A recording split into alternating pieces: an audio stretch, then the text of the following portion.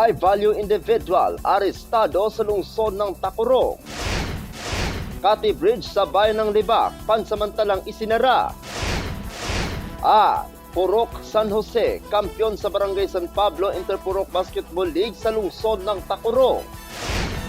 Yan ang ulo ng mga balita sa Sultan Kudarat Headliners.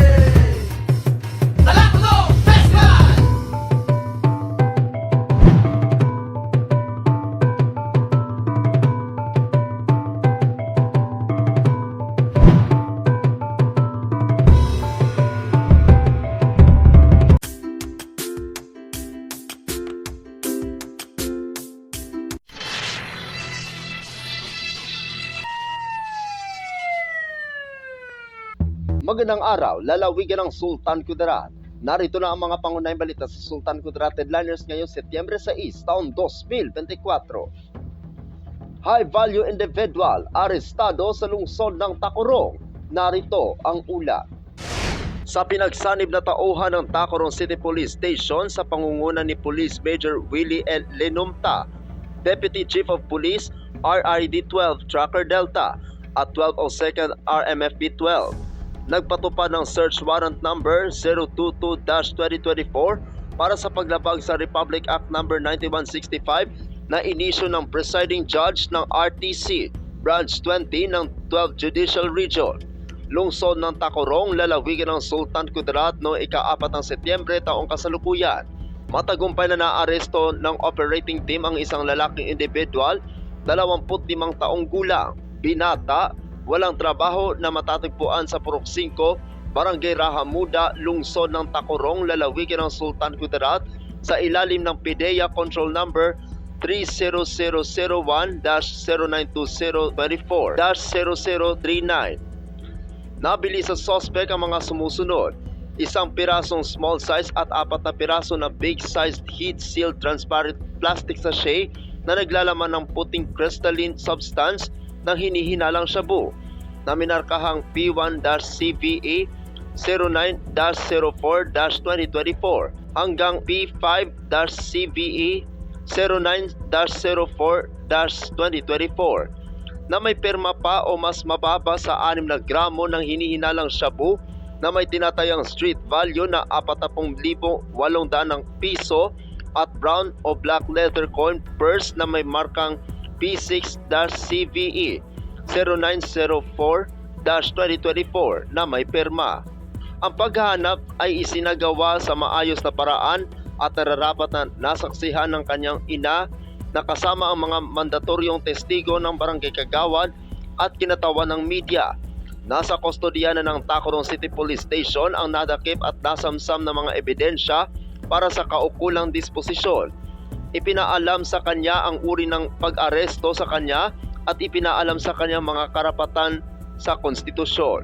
Ako ang inyong kaibigang Apolinario Valencia para sa Sultan Kudarat Headliners.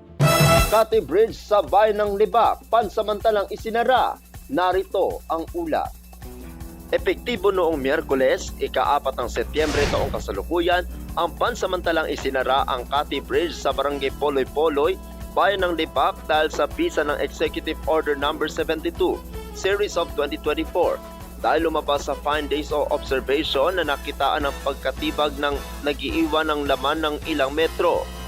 May bitak din sa nasabing tulay na nagsimula itong humiwalay sa pangunahing istruktura.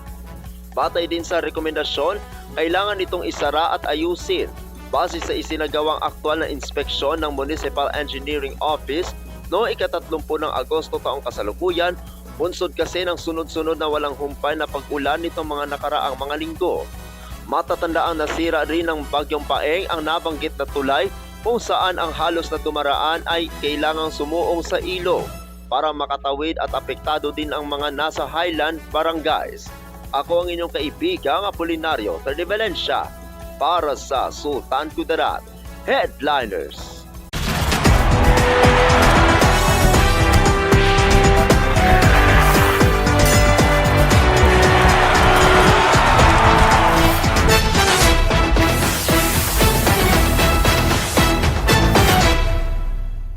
Para sa uling balita, Purok San Jose, kampiyon sa Barangay San Pablo Interpurok Basketball League.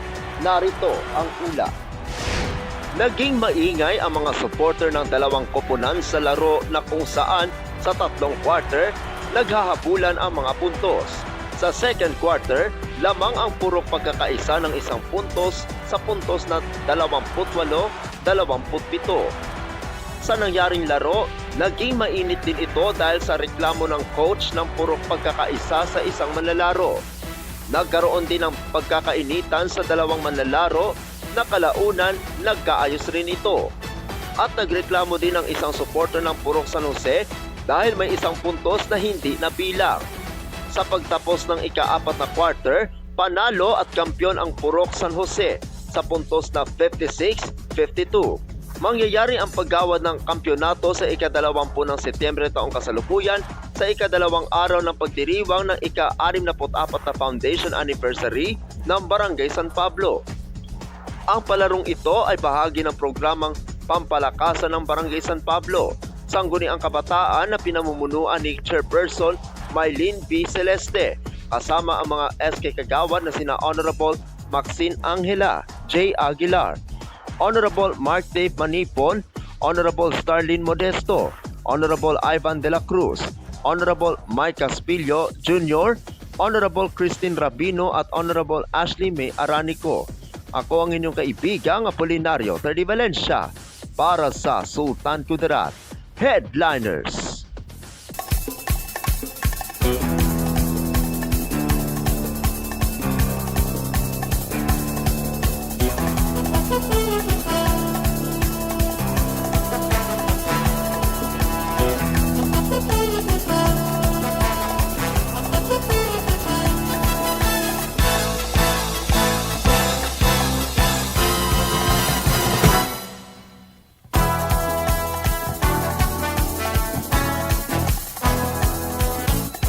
At yan ang kabuuan mga balita sa araw nito.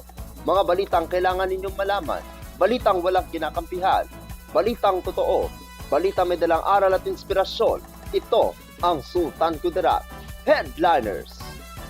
Hanggang bukas, maraming salamat at magandang araw, kaibigan.